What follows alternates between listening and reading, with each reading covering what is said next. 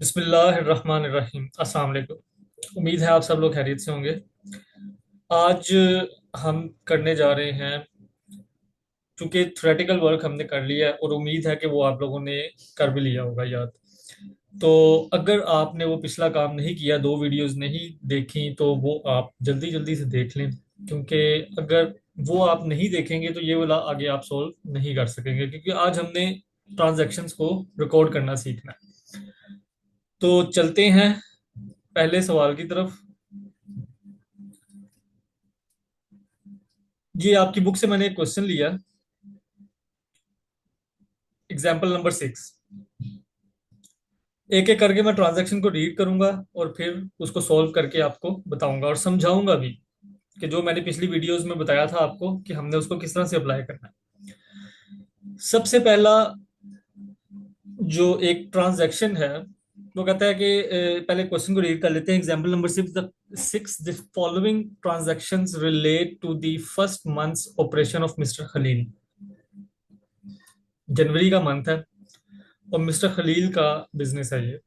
उसकी हमने ट्रांजैक्शंस को रिकॉर्ड करना है। वो कहता है कि 1 जनवरी को मिस्टर खलील ने क्या किया, he invested a total amount of ₹70,000 in the form of cash ₹45,000, land valued ₹5,000 and building valued at ₹20,000। सबसे पहले एंट्री को रिकॉर्ड करते हैं, देखते जाइएगा कि इसमें जो अकाउंट यूज हो रहे हैं, एक तो जो उसने इन्वेस्ट किया, एक यूज होगा कैपिटल अकाउंट। यहां पे मैं लिख लेता हूं कैपिटल अकाउंट। दूसरा जो अकाउंट वो यूज कर रहा है, वो कर रहा है कैश अकाउंट। यहां पे मैं लिख लेता हूं कैश अकाउंट। फिर एक अकाउंट वो यूज कर रहा है लैंड अकाउंट,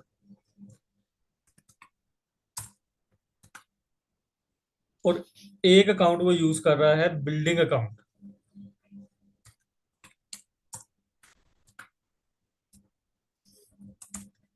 अब ये कैसे पता चलेगा कि कौन सी अमाउंट को डेबिट करना है और कौन सी अमाउंट को क्रेडिट करना है? तो अपने रूल्स को देख लेते हैं। रूल्स को देख लेते हैं और यहाँ पर जो हमने अकाउंट का एक लिस्ट बनाई थी उसको देख लेते हैं। कैश अकाउंट कौन सा अकाउंट होता है, सबसे पहले हमने ये डिटरमिन करना है। यहाँ पे देख रहे हैं कि कैश अकाउंट जो है वो एक एसेट अकाउंट है। ये आप देख रहे हैं, ठीक है। कैश अकाउंट एक कौन सा अकाउंट है? Asset account. रूल की तरफ आते हैं तो यहाँ पे एसेट अकाउंट में जब इजाफा होगा तो वो डेबिट होगा, एसेट अकाउंट में जब कमी होगी तो वो क्रेडिट होगा।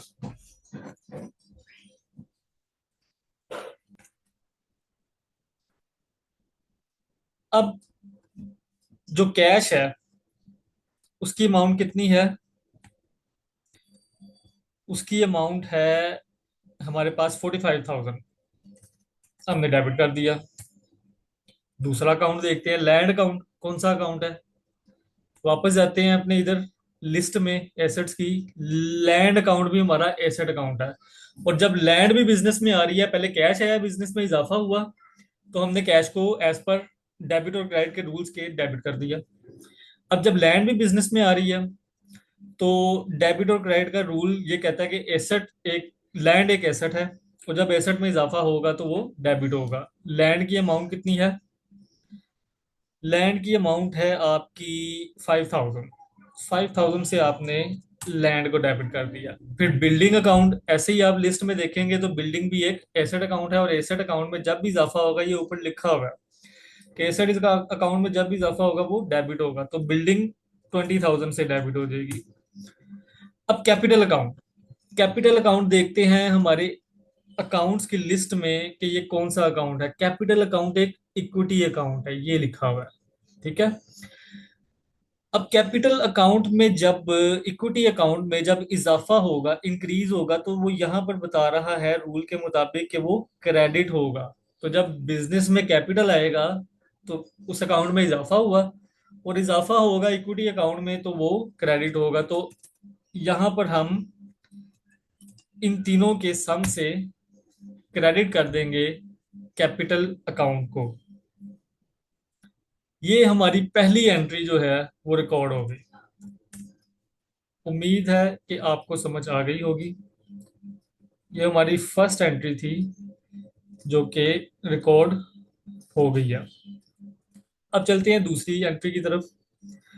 Deposited ₹15,000 cash into the bank. 15,000 रुपया उसके पास जो कैश में था वो उसने कहाँ पे जमा करवा दिया? बैंक में। आप यहां पर देखें कि उसके पास कैश में 45,000 पड़ा हुआ था। तो इस 45,000 में से उसने बैंक में कितना जमा करवा दिया और कैश से कितना निकल गया? 15,000। अपने एसेट्स की लिस्ट में आप देखेंगे, अकाउंट्स की लिस्ट में, सॉरी, अकाउंट्स की लिस्ट में जब आप देखेंगे तो आपको नजर आएगा कि ये बैंक भी और कैश भी दोनों एसेट अकाउंट है। और जब किसी एसेट अकाउंट में इजाफा हो तो वो डेबिट होता है, और एसेट अकाउंट में कमी हो तो वो क्रेडिट होता है। तो मैंने बैंक को डेबिट कर दिया, उसमें इजाफा हो रहा था, और कैश अकाउंट से चूंकि पैसे निकल गए थे तो उसमें कमी हो गई, मैंने उसको क्रेडिट कर दिया। यहां पर हमारी दूसरी एंट्री भी रिकॉर्ड हो गई है। अब आ जाते हैं तीसरी एंट्री की तरफ। तीसरी एंट्री में वो कहता है कि परचेज्ड मर्चेंडाइज फॉर कैश ₹3,000। 3,000 रुपये की उसने परचेजेस की हैं, गुड्स खरीदी हैं रीसेल पर्पस के लिए, कैश पे करके। तो दो अकाउंट यहाँ पर यूज हो रहे हैं। एक अकाउंट यूज होगा परचेजेस अकाउंट, और दूसरा अकाउंट यूज होगा कैश अकाउंट। अब लिस्ट को देखेंगे पहले कि परचेजेस अकाउंट आपका कहाँ पर आ रहा है। परचेजेज अकाउंट आपका आ रहा है एक्सपेंस अकाउंट में, और रूल के मुताबिक एक्सपेंस अकाउंट में जब इंक्रीज होता है तो वो डेबिट होता है। तो यहां पर हम परचेजेस को 3,000 से डेबिट कर देंगे और कैश को 3,000 से क्रेडिट कर देंगे। फिर एंट्री नंबर 4 की तरफ चलते हैं। Purchased merchandise own account from Minhaj and company ₹10,000। अब यहां पर उसने परचेजेस की हैं, परचेजेस को बिल्कुल पिछले अकाउंट की तरह हम कर देंगे डेबिट, क्योंकि एक्सपेंस इंक्रीज कर गया 10,000 से। और उसने कहा है कि on account from Minhaj and company, इसका मतलब है कि उसने ये जो गुड्स हैं वो क्रेडिट पे खरीदी हैं मिनहाज एंड कंपनी से। तो मिनहाज एंड कंपनी देख लेते हैं हम अपने अकाउंट की लिस्ट में कि अकाउंट पेबल जो है, जब भी आप किसी सप्लायर से चीजें खरीदते हैं तो एक अकाउंट आपका क्रिएट होता है जिसको आप क्रेडिटर अकाउंट या अकाउंट्स पेबल अकाउंट कहते हैं। तो ये एक लाइबिलिटी अकाउंट है, और जब लाइबिलिटी में इजाफा होगा, क्योंकि उसको आपने पैसे देने हैं ना, तो आपकी लाइबिलिटी इंक्रीज कर गई, आपने उधार पे चीजें ली हैं तो आपकी लाइबिलिटी इंक्रीज कर गई। जब भी लाइबिलिटी में इजाफा होगा तो वो एज पर रूल्स क्रेडिट होगा। तो यहाँ पे मैं लिखूंगा मिनहाज एंड कंपनी अकाउंट, जो कि हमारा एक अकाउंट्स पेबल अकाउंट है। 10,000 से मैंने इसको भी क्रेडिट कर दिया। अब नेक्स्ट 6 एंट्री की तरफ चलते हैं। अब मैं थोड़ी सी स्पीड पकड़ूंगा क्योंकि अब आपको होपफुली समझ आना शुरू हो गई होगी कि किस तरह से पहले आपने अकाउंट को जो यूज हो रहा है एक ट्रांजैक्शन में, उसको आपने अकाउंट की लिस्ट में देखना है। आपने आइडेंटिफाई करना है कि वो एक्सपेंस अकाउंट है, लाइबिलिटी अकाउंट है, एसेट अकाउंट है, इक्विटी अकाउंट है या इनकम अकाउंट है। उसके बाद आपने rules of debit and credit के मुताबिक अगर उसमें इजाफा हो रहा है तो उसको डेबिट कर देना है रूल्स के मुताबिक, और अगर उसमें कमी हो रही है तो उसको क्रेडिट कर देना है। या उसको इजाफा हो रहा है तो अगर वो इन तीन निचले तीन अकाउंट में से कोई अकाउंट है उसमें इजाफा हो रहा है तो उसको क्रेडिट कर देंगे, कमी हो रही है तो डेबिट कर देंगे। तो पांचवी एंट्री की तरफ चलते हैं अपनी। और पांचवी एंट्री में वो कह रहा है कि purchased a delivery truck from Iqbal autos ₹20,000 and issued a promissory note. यहां पर उसने एक एसेट अकाउंट जो है वो हिट किया है। डिलीवरी ट्रक, ट्रक चूंकि एज पर हमारा जो इंटरनेशनल अकाउंटिंग स्टैंडर्ड नंबर 16 है प्रॉपर्टी प्लांट एंड इक्विपमेंट का, उसके मुताबिक इसकी लाइफ भी ज्यादा होती है और जो फ्यूचर इकोनॉमिक बेनिफिट है वो भी एंटिटी को काफी सालों तक इसके मिलते रहते हैं, इसलिए ये एक एसेट अकाउंट है। तो डिलीवरी ट्रक अकाउंट को मैं करूंगा डेबिट, क्योंकि एसेट मेरा इंक्रीज हो रहा है 20,000 से। और दूसरी साइड पे मेरी लाइबिलिटी एक इंक्रीज हो गई है, मैंने उसको पैसे देने हैं। तो एक प्रोमिसरी नोट मैंने क्रिएट कर लिया, जो कि एक लाइबिलिटी अकाउंट है। तो 20,000 से मैं इसको क्रेडिट कर दूंगा। फिर एंट्री नंबर 6, कैश सेल्स। उसने चीजें बेची हैं जो उसने परचेज की थी और उसको कैश रिसीव हुआ। कैश अकाउंट को डेबिट कर देंगे, इजाफा हो रहा है कैश में 5,500 से। और सेल्स अकाउंट या इनकम अकाउंट उसको क्रेडिट कर देंगे 5,500 से। नाम आप उसका कोई भी रख सकते हैं। एंट्री नंबर 7 में sold merchandise to Messrs Tariq and company ₹7,500 on account. अब पहले उसने चीजें खरीदी थी उधार पे, अब उसने उधार पे चीजें बेची हैं। तो जब उधार पे चीजें बेची जाएंगी तो बिल्कुल सेल अकाउंट तो आपका क्रेडिट ही होगा 7,500 से। लेकिन डेबिट क्या करेंगे 7,500 से, एक दफा अकाउंट की लिस्ट में देख लेते हैं कि जब भी आप उधार पे चीजें बेचते हैं ना, तो ये एक डेटर या अकाउंट रिसीवेबल अकाउंट होता है, ये आपका ओपन हो जाता है। और ये एक एसेट अकाउंट है, और जब भी इसमें इजाफा होगा, क्योंकि आपने पैसे लेने हैं तो आपके एसेट में इजाफा हो गया, तो जब भी इस एसेट में इजाफा होगा तो वो डेबिट होगा। तो यहाँ पर हमारा जो अकाउंट रिसीवेबल का नेम है वो है, सॉरी, ये हमारा नेम है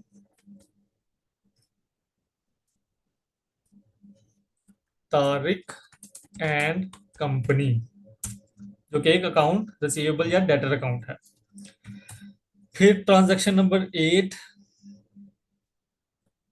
उसमें कह रहा है purchase 2 plots of land for ₹15,000 cash. Cash पे खरीदे हैं, कैश अकाउंट क्रेडिट होगा क्योंकि कैश हमारे पास से जा रहा है। और हमारे पास क्या आ रहा है, लैंड। तो लैंड 15,000 से डेबिट कर देंगे, क्योंकि एसेट है लैंड और लैंड में इजाफा हो रहा है। Purchase merchandise from Messrs Faiz and company for ₹15,000। चीजें परचेज की हैं। यहाँ पे उसने ये नहीं बताया कि उसने कैश पे परचेज की हैं या बैंक पेमेंट के थ्रू परचेज की हैं, उसने नाम बता दिया है। तो हम इसको अज्यूम करेंगे कि ये हमारी क्रेडिट परचेजेस हैं। तो purchases account as per rules debit कर देंगे 15,000 से, और क्रेडिट कर देंगे फैज एंड कंपनी अकाउंट 15,000 से। और ये याद रखिएगा कि जितनी अमाउंट से भी आप डेबिट कर रहे हैं ना, उतनी ही अमाउंट से आपने क्रेडिट करना चाहिए, करना है, लाजमी, ये लाजमी है। डबल एंट्री बुक कीपिंग, जो double entry system of book keeping है, ये उसका एक लाजमी हिस्सा है कि आपने डेबिट साइड और क्रेडिट साइड को लाजमी इक्वल करना है। अगर ₹1 से डेबिट कर रहे हैं तो एक से ही क्रेडिट करेंगे, ₹2 से डेबिट कर रहे हैं तो दो से ही क्रेडिट करेंगे, ₹3 से डेबिट हो रहा है तो तीन से ही क्रेडिट करेंगे। ये याद रखिएगा। फिर next entry number 10, cash cell की है 7,500 की, ये एंट्री हम पहले कर चुके हैं। कैश आपके पास आएगा और सेल्स अकाउंट आपका क्रेडिट हो जाएगा, क्योंकि सेल्स अकाउंट इनकम अकाउंट है, इनकम में जब भी इजाफा होगा तो वो क्रेडिट होगी। 7,500, 7,500। फिर entry number 11, Khalil withdrew merchandise costing ₹500 for personal use. अब ये उसका पर्सनल खर्चा है, लेकिन जैसा कि मैंने आपको बताया था, एक कॉन्सेप्ट सेपरेट एंटिटी कॉन्सेप्ट के ऑर्गेनाइजेशन का, कंपनी का मालिक और कंपनी इटसेल्फ, ये दोनों एक सेपरेट एंटिटीज हैं एक दूसरे से। तो जब भी ओनर अपना कोई पर्सनल एक्सपेंस करेगा ऑर्गेनाइजेशन के पैसों में से, उसकी चीजों में से, तो वो चीज हम ऑर्गेनाइजेशन के एक्सपेंस को चार्ज नहीं करेंगे, किसी एक्सपेंस के अकाउंट को चार्ज नहीं करेंगे, बल्कि हम ये इस तरह से इसको ट्रीट करेंगे कि ये ओनर ने बिजनेस से अपना जो सरमाया लगाया था उसमें से थोड़ा सा वापस निकाल लिया। तो चूंकि उसने यहाँ पे ड्रॉ जो की हैं वो गुड्स की हैं, तो गुड्स जब हम परचेज करते हैं तो हम परचेजेस अकाउंट को डेबिट करते हैं, तो जब गुड्स को वापस निकालेंगे तो हम परचेजेस अकाउंट को क्या कर देंगे, क्रेडिट। 500 से उसने की है। और दूसरा ड्राइंग अकाउंट जो है वो जब भी पर्सनल यूज के लिए ओनर चीजें निकालेगा तो ड्राइंग अकाउंट एक ओपन होगा। लिस्ट में जाके देख लेते हैं कि ड्राइंग अकाउंट हमारा कहाँ पर आ रहा है, तो ड्राइंग अकाउंट हमारा इक्विटी की लिस्ट में आ रहा है। तो इक्विटी यहाँ पर इसमें कमी हो गई। तो जब भी इक्विटी अकाउंट डिक्रीज होगा तो वो डेबिट होगा, इसलिए ड्राइंग अकाउंट को हम यहाँ पर डेबिट कर देंगे 500 से। नेक्स्ट चलते हैं एंट्री नंबर 12 की तरफ। वो कह रहा है कि made full payment to Minhaj and company by cheque for merchandise purchased on credit. यहाँ पर अगर आप ऊपर देखेंगे तो मिनहाज एंड कंपनी से आपने चीजें खरीदी थी। ये मिनहाज एंड कंपनी से आपने चीजें खरीदी थी 10,000 रुपीज की, एंट्री नंबर 4 में। अब वो कह रहा है कि मिनहाज एंड कंपनी को चेक के जरिए पेमेंट कर दिया। जो उनसे चीजें उधार पर खरीदी थी उनको चेक के जरिए सारी की सारी पेमेंट कर दी है, 10,000 का 10,000 पे कर दिया, कुछ भी होल्ड नहीं किया। तो जब मिनहाज एंड कंपनी को से चीजें खरीदी थी तो उसको क्या किया था हमने, क्रेडिट, क्योंकि वो एक हमारी लाइबिलिटी थी, और लाइबिलिटी अकाउंट जब इंक्रीज करता है तो क्रेडिट होता है। लेकिन जब पेमेंट कर देंगे तो लाइबिलिटी अकाउंट हमारा क्या हो जाएगा, डिक्रीज। हमने अपनी जिम्मेदारी थी वो थोड़ी सी फुलफिल कर दी, तो हमारा लाइबिलिटी अकाउंट डिक्रीज होगा, और जब भी लाइबिलिटी डिक्रीज होती है तो क्या होती है, डेबिट। तो मिनहाज एंड कंपनी अकाउंट को हमने कर दिया डेबिट, 10,000 से क्रेडिट किया था और पूरी ही पेमेंट कर दिया तो 10,000 से डेबिट कर देंगे। और हमारे पास से क्योंकि हमने चेक की फॉर्म में पेमेंट किया तो चेक वो लेकर जाएगा बैंक में, और बैंक में जब प्रेजेंट करेगा तो बैंक वाला क्या करेगा कि बैंक हमारे बैंक के अकाउंट में से उस पैसों को डिडक्ट कर देगा। तो हम अपने बैंक अकाउंट को क्रेडिट कर देंगे। और बैंक एक एसेट अकाउंट है, जब भी एसेट अकाउंट में कमी होगी तो वो क्रेडिट होगा। Entry number 13। यहां पर वो कह रहा है एंट्री नंबर 13 में कि paid through cheque ₹1,800 for our television advertisement. Advertisement की है उसने अपने कारोबार के लिए, वो एक उसका खर्चा है, एक्सपेंस अकाउंट है, आप लिस्ट में देखेंगे ये एक्सपेंस अकाउंट में आ रहा होगा। तो एडवर्टीजमेंट अकाउंट एक ओपन करेंगे, एडवर्टीजमेंट अकाउंट डेबिट हो जाएगा 1,800 से, और उसने पेमेंट की है चेक में, तो बैंक अकाउंट जो है वो हमारा क्रेडिट हो जाएगा 1,800 से।